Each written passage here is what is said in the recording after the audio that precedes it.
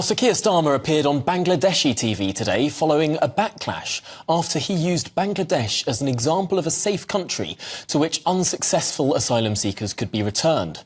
Let's have a look at Starmer's original comments. And remember, he's talking about people with no legal rights to remain in the UK. On the first few days in government, I'll tell you what I'll do. I'll put the staff back in the returns unit. I'll make sure that we've got planes going off, not to Rwanda, because that's that's an expensive gimmick. They will go back to the countries where people come from. That's what used to happen. Where? I mean, it's so hard to do. Well, at the moment, people coming from countries like Bangladesh are not being removed. Well, here he is today explaining himself on Bangladeshi TV. I'm very concerned about any upset I may have caused. That certainly wasn't my intention. I didn't mean to offend anyone or upset anyone, and I'm genuinely concerned that I have done so, not least because the relationship between Labour and the Bangladeshi community is very, very strong. Now, those relationships are strong, and therefore it is a concern to me that words that I used have caused upset, and I do want to address that and to be absolutely clear that that was not my intention. Keir Starmer there expressing his concern over upset. But did he actually say anything wrong?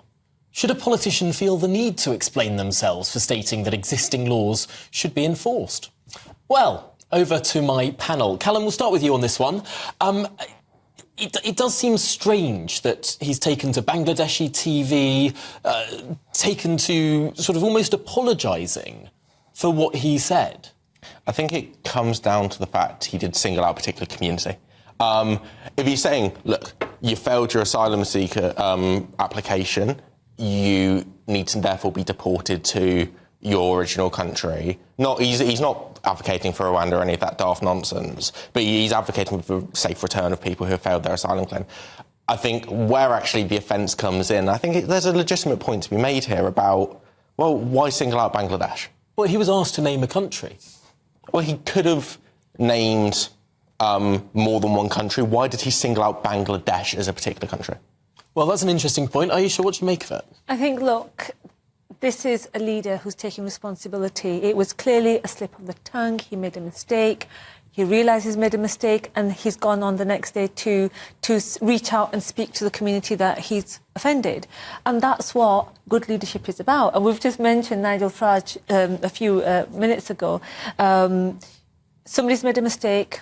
Let's not do this again, and let's hold our hands up, take responsibility, and move on. Hang on, is it that wrong to say that people who've come to this country illegally, who have had any asylum application refused, should then return to the country from which they came? It happens to be that quite a few people from Bangladesh have come to the UK illegally.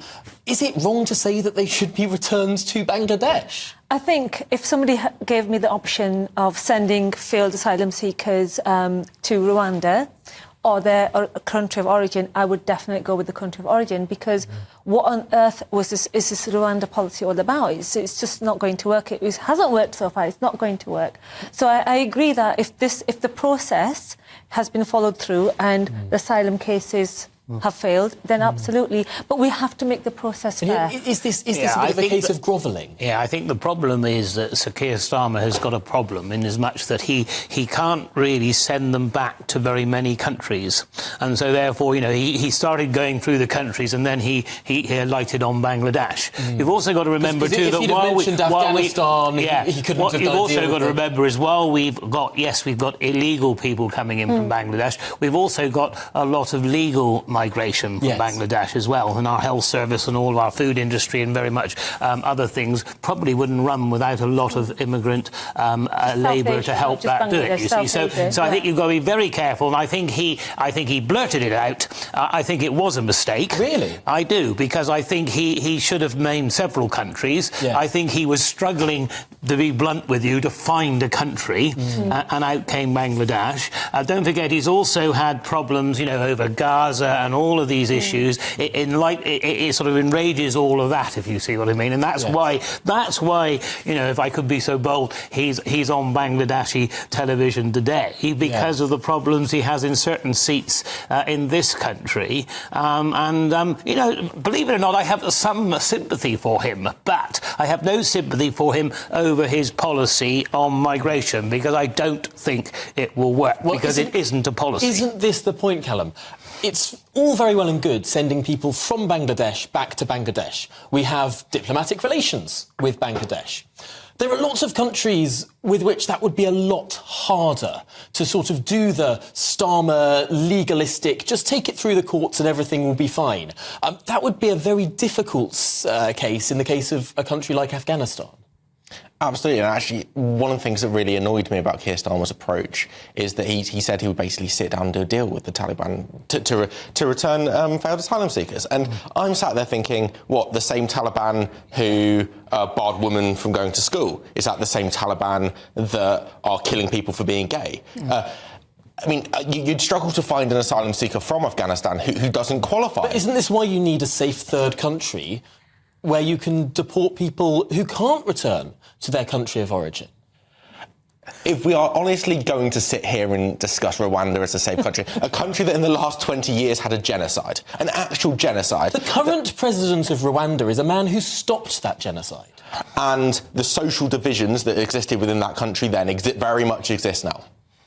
Well, let's turn this to Aisha now, because this is the Labour Party under the microscope, and we will see this more and more. It's likely that in 6 days' time, Keir Starmer will be the Prime Minister. Absolutely. And this is something that we all need to take responsibility for as a nation. People coming here, the reasons they're coming here. Not everybody is coming to the UK to seek asylum and to take homes and jobs and claim benefits. People genuinely want to come to this country, and they genuinely want to work and pay their taxes and make a positive contribution to our country. But there's an issue here, a fundamental issue that will be the next government's problem. People who've come to this country who have no right to stay in this country, where are they removed to if they can't go back to their country of origin? Well, this is the thing we really need to look at. Obviously, we've looked at the Rwanda scenario, and it's just not going to work, first of all, because, like Cameron pointed out, it's not a safe country. It hasn't been thought through. What the government has done is thrown lots and lots of money at this and just kind of fingers crossed, everything's crossed, let's start this ball rolling, and it just hasn't worked because it's just not a viable option. Now, going back to... would the Labour Party consider other countries? If I could interrupt, yes. I don't think... Keir Starmer should be honest with the British people and say, I haven't got a policy on asylum seekers, because he doesn't. Because, in the end, they will be allowed into the country, they will be processed, and I suspect there'll be an amnesty in the long run. But, I mean, it's not in the party manifesto, but if you've got a big majority, which you probably will, unfortunately, next Thursday, that is exactly where we're going. And, of course, from his point of view, he then turns Tory voters off the Tories towards reform. It's all actually works very well for the left of politics at the moment to do precisely that. And that's what's going on.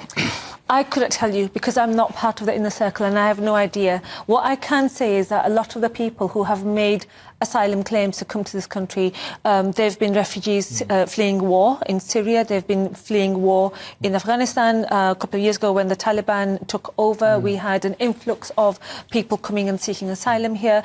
Actually, a lot more should have been done to support the people that actually work with In many cases, they are genuine refugees, but also in many cases we do see economic migration as well.